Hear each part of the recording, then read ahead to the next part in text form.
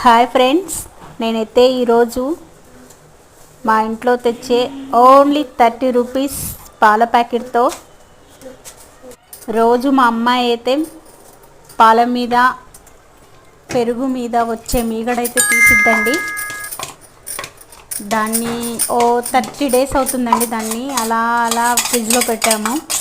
ఈరోజైతే ట్రై చేశాను, first time వచ్చిద్దో రాదో అని. మా వారు రోజు ఒక్క పాల ప్యాకెట్ తెస్తారండి. అది కూడా 26-30 రూపీస్తే. దాంట్లో నుండి morning coffee, evening coffee, afternoon పెరుగు, కుదిరితే మళ్ళీ రోజు కూడా పెరుగు అన్ని తీస్తూ కూడా వెన్న తీసామండి.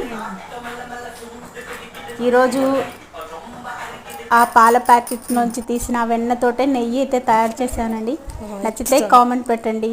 Okay, bye.